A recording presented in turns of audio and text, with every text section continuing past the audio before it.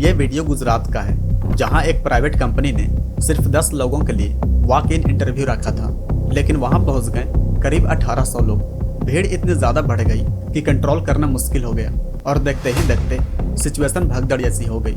लेकिन यह कोई सिंगल इंसिडेंट नहीं है। जब एयर इंडिया ने लगभग 2200 जॉब्स के लिए वैकेंसीज निकाली तो वहां इंटरव्यू देने के लिए 25,000 से भी ज्यादा लोग आ गए।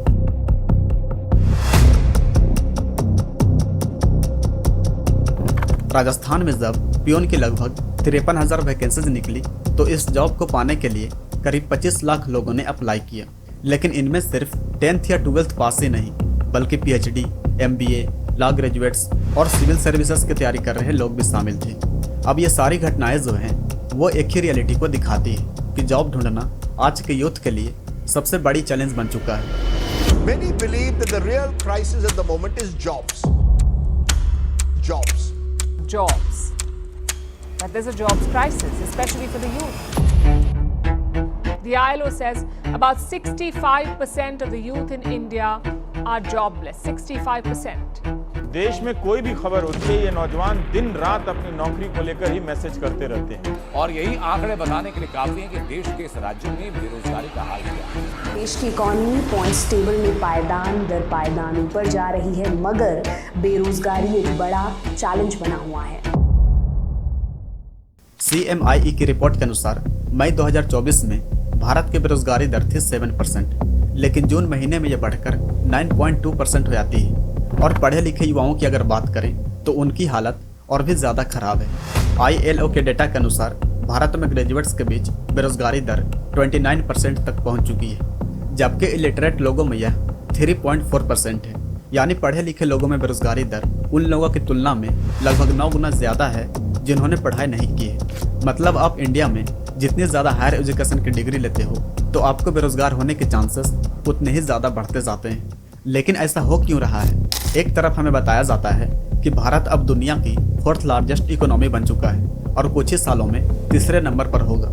लेकिन दूसरी तरफ हमें यह भी देखने को मिल रहा है कि लाखों युवा आज भी सिर्फ एक नौकरी के लिए यहाँ वहाँ भटक रहे हैं। अब ऐसे में सवाल ये उठता है कि क्या इस तरक्की में बेरोजगार युवाओं के लिए भी कोई जगह है, या फिर वो अभी लाइन में खड़े हैं सिर्फ एक मौके के इंतजार में? आखिर क्यों आज इतना पढ़ाई करने के बाद भी लोग बेरोजगार घूम रहे हैं? इसका असली कारण क्या है, जानेंगे आज के इस वीडियो में।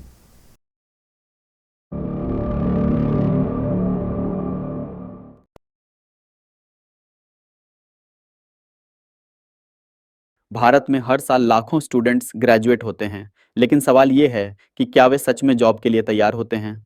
इकोनॉमिक सर्वे 2024 की रिपोर्ट के अनुसार देश में सिर्फ 51% ग्रेजुएट्स ही जॉब के लिए तैयार माने जाते हैं। और अगर टेक्निकल डिग्रीज जैसे इंजीनियरिंग की बात करें तो हर साल लगभग 15 लाख स्टूडेंट्स इंजीनियरिंग की डिग्री लेकर निकलते हैं, लेकिन उनमें से सिर्फ 45% के पास ही वो स्किल्स होते हैं जो कंपनीज को सच में चाहिए होती हैं। यानी कि आज ग्रेजुएट्स में अनएम्प्लॉयमेंट का एक बड़ा रीज़न जो सामने आ रहा है वो है अनएम्प्लॉयबिलिटी।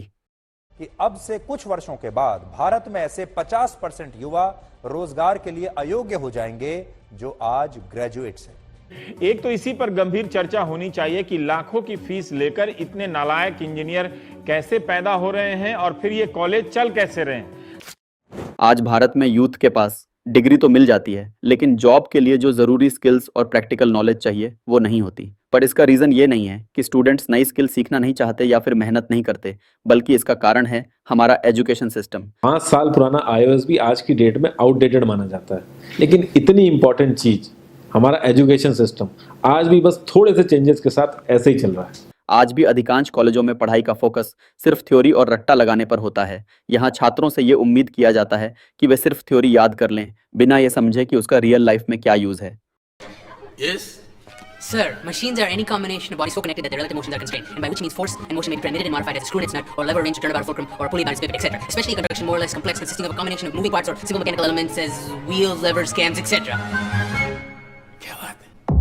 और इसी वजह से उनकी क्रिटिकल थिंकिंग, प्रॉब्लम सॉल्विंग और डिसीजन मेकिंग जैसे ज़रूरी स्किल्स डेवलप ही नहीं हो पाते।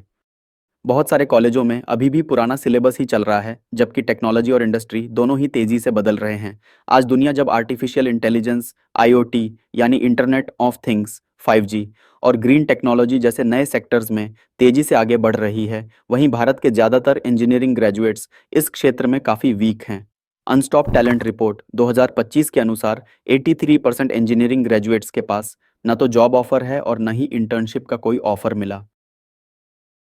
कि ज़्यादातर स्टूडेंट्स को न तो प्रैक्टिकल लैब का एक्सपीरियंस मिल रहा है और न ही ऑफिस वर्क का एक्सपोजर। खास बात यह है कि स्टूडेंट्स खुद इंडस्ट्री एक्सपीरियंस लेना चाहते हैं, चाहे वह बिना वेतन वाली इंटर्नशिप ही क्यों ना हो, लेकिन उन्हें वह भी मौका नहीं मिल रहा, जिस वजह से वे न तो प्रैक्टिकल स्किल सीख पाते हैं और न ही इंडस्ट्री के हिसाब से खुद को तैयार कर पाते हैं। अगर टॉप कॉलेजेस को छोड़ दें तो भारत के ज़्यादातर कॉलेजों में, खासकर गांव और छोटे शहरों में, फैकल्टी और बुनियादी सुविधाओं की भारी कमी है। न तो सही से टीचर अवेलेबल हैं और न ही लैब या इंटरनेट जैसी सुविधाएं। इंजीनियरिंग कॉलेजों में प्लेसमेंट की स्थिति भी लगातार बिगड़ रही है। कई कॉलेजों में प्लेसमेंट रेट 20 से 40% तक गिर गई है और कई कॉलेजेस तो खराब प्लेसमेंट के चलते बंद भी हुए हैं। लेकिन यहाँ पर सवाल ये उठता है कि उन स्टूडेंट्स का क्या जो लाखों रुपए फीस देकर इन कॉलेजों में एडमिशन लेते हैं। वो पेरेंट्स जिन्होंने अपने बच्चों के अच्छे करियर की उम्मीद में कितनी मेहनत और पैसे लगाए, बदले में उन्हें क्या मिलता है? सिर्फ एक डिग्री जिसकी मार्केट में कोई खास value. You deserve nothing. Your grades have been consistently poor all these years. Your communication skills are pathetic. I mean, भाई तूने किया क्या इंजीनियरिंग के 4 साल? भाई तूने किया क्या इंजीनियरिंग के 4 साल? अब ऐसे में हर स्टूडेंट का यही सपना होता है कि उसे एक अच्छा कॉलेज मिले ताकि उसका करियर सिक्योर हो सके। लेकिन क्या सभी को यह मौका मिल पाता है? अगर हम इंजीनियरिंग की बात करें तो भारत में इंजीनियरिंग कॉलेजेस की संख्या तो बहुत है, लेकिन जब बात IITs जैसे टॉप इंस्टीट्यूशंस की आती है तो उनकी संख्या बहुत कम है। हर साल लाखों स्टूडेंट्स इनमें एडमिशन के लिए एंट्रेंस एग्जाम देते हैं, लेकिन सीटें कम होने की वजह से ज़्यादातर स्टूडेंट्स को मौका ही नहीं मिल पाता। अगर मेडिकल फील्ड की बात करें तो 2024 में नीट एग्जाम में 23 लाख से ज़्यादा छात्रों ने भाग लिया, लेकिन पूरे भारत में MBBS की कुल सीटें लगभग 1,18,000 हैं। इनमें से भी करीब आधी सीटें प्राइवेट कॉलेजेस में हैं और आधी गवर्नमेंट कॉलेजेस में। इसके अलावा BDS की सीटें भी लगभग 27,000 के आसपास हैं। यानी MBBS और BDS दोनों को मिलाकर भी टोटल सीट्स जो होती हैं वो करीब 1.5 लाख के आसपास पहुंचती हैं, जबकि आवेदन करने वाले स्टूडेंट्स की संख्या इससे कहीं ज़्यादा है। एक तरफ हमारे देश में आज डॉक्टर्स की भारी कमी है, खासकर ग्रामीण क्षेत्रों में, और दूसरी तरफ लाखों ऐसे स्टूडेंट्स हैं जो डॉक्टर बनना चाहते हैं, लेकिन उनका सपना इसलिए पूरा नहीं हो पाता क्योंकि या तो सीटें कम हैं या फिर प्राइवेट कॉलेजों की भारी भरकम फीस उनकी पहुंच से बाहर है। आज भारत में बेरोजगारी की दूसरी और सबसे बड़ी वजह जो है वो है लैक ऑफ जॉब क्रिएशन। मतलब ये कि नए रोजगार के मौके उतने तेजी से नहीं बन रहे जितनी तेजी से युवा जॉब मार्केट में आ रहे हैं। Today, the biggest short-term issue is jobs. We need a short-term plan to create many more jobs. Not enough jobs have been created. And you can see this. हाल ही में हुए एक सर्वे के मुताबिक भारत के 91% पॉलिसी एक्सपर्ट्स और इकोनॉमिस्ट का मानना है कि देश की सबसे बड़ी इकोनॉमिक चैलेंज जॉब क्रिएशन होगी। आज भारत भले ही दुनिया की सबसे तेजी से बढ़ती इकोनॉमी बन चुका है, लेकिन यह ग्रोथ युवाओं के लिए पर्याप्त नौकरियां नहीं ला पा रही है। हर साल भारत में लगभग 1.2 करोड़ युवा जॉब मार्केट में आते हैं, लेकिन इकोनॉमी सिर्फ 80 से 90 लाख जॉब्स ही क्रिएट कर पाती है। यानी हर साल लाखों युवा सिर्फ इसलिए बेरोजगार रह जाते हैं क्योंकि जॉब्स ही अवेलेबल नहीं हैं, और इसे ही कहा जाता है जॉबलेस ग्रोथ, जहां GDP तो बढ़ती है लेकिन रोजगार नहीं। लेकिन ऐसा हो क्यों रहा है? Farmer RBI governor Raghuram Rajan बताते हैं कि हमारी इंडस्ट्रियल ग्रोथ ज़्यादातर कैपिटल इंटेंसिव है, मतलब इनमें मशीन्स और टेक्नोलॉजी का इस्तेमाल ज़्यादा होता है और कम लोगों की ज़रूरत पड़ती है। इसके मुकाबले में लेबर इंटेंसिव इंडस्ट्रीज़ जो ज़्यादा लोगों को रोज़गार देती हैं, उनका विकास उतना नहीं हो पाया है। अगर इंडिया की इकोनॉमी को देखें तो सर्विस सेक्टर जैसे IT, फाइनेंस, टेलीकॉम, बैंकिंग, ये सब हमारी GDP का सबसे बड़ा हिस्सा बनाते हैं, लगभग 50% से भी ज़्यादा। लेकिन जब बात आती है रोजगार की तो यहाँ सिर्फ 30% लोगों को ही नौकरी मिलती है। इनमें ज़्यादातर जॉब्स हाईली स्किल्ड लोगों के लिए है, और अब ऑटोमेशन, AI जैसी टेक्नोलॉजी के आने से लो स्किल वाले जॉब्स और भी कम होती जा रही हैं। मैन्युफैक्चरिंग सेक्टर जो पहले करोड़ों लोगों को रोजगार देता था, लेकिन अब श्रिंक होता जा रहा है। द न्यू इंडियन एक्सप्रेस 2024 की रिपोर्ट बताती है कि भारत के मैन्युफैक्चरिंग सेक्टर का GDP में कंट्रीब्यूशन 2013-14 में 16.7% था, जो 2023-24 में घटकर सिर्फ 15.9% रह गया है। यानी मेक इन इंडिया शुरू होने के 10 साल बाद भी मैन्युफैक्चरिंग का शेयर बढ़ने के बजाय और कम हो गया है। मतलब ये कि मैन्युफैक्चरिंग सेक्टर भी उतनी नौकरियां नहीं दे पा रहा है जितनी की ज़रूरत है। आपको ये जानकर हैरानी होगी कि भारत में करीब 90% लोग इनफॉर्मल सेक्टर में काम करते हैं, जैसे दिहाड़ी मजदूर, डिलीवरी बॉय, कैब ड्राइवर, छोटे दुकानदार। इन सब की गिनती इसी कैटेगरी में होती है। अब यहाँ ना तो पक्का रोजगार है और ना ही कोई सोशल सिक्योरिटी या पेंशन। कल को अगर नौकरी चली भी गई तो कोई गारंटी नहीं कि अगले दिन फिर काम मिलेगा या नहीं। और सबसे बड़ी बात, आज का पढ़ा लिखा युवा इस क्षेत्र में काम करना ही नहीं चाहता। सबको चाहिए स्टेबल जॉब और एक बेहतर भविष्य। लेकिन जब प्राइवेट सेक्टर में अच्छी जॉब्स नहीं मिलती और इनफॉर्मल सेक्टर में काम करने को युवा तैयार नहीं, तो सारा ध्यान जाता है गवर्नमेंट जॉब्स की ओर। और यहीं से शुरू होती है एक और बड़ी समस्या। काम क्या करते हो? पहले QTV में कैमरामैन था, अब रिपोर्टर हूँ। सरकारी नौकरी है? नहीं, प्राइवेट। मुझे सरकारी नौकरी चाहिए। भारत में सरकारी नौकरी को सबसे सेफ और इज्जतदार माना जाता है, इसलिए हर साल लाखों युवा UPSC, SSC, बैंकिंग और रेलवे जैसी एग्जाम्स की तैयारी करते हैं। लेकिन अब प्रॉब्लम यह है कि यहाँ सीटें बहुत कम होती हैं। 2024 में यूपी पुलिस की लगभग 60,000 सीटों के लिए करीब 48 लाख लोगों ने अप्लाई किया। इसके अलावा भर्ती प्रक्रिया में देरी और बार बार पेपर लीक होना अब आम बात हो गई है। और इन सब का नतीजा फिर क्या देखने को मिलता है? युवा सालों साल तक कोचिंग सेंटर्स में, किताबों में और टेस्ट सीरीज में डूबे रहते हैं। कई बार उनकी उम्र निकल जाती है लेकिन जॉब नहीं मिलती। जानकारी जब आपने तैयारी शुरू करी आप कितने साल के थे?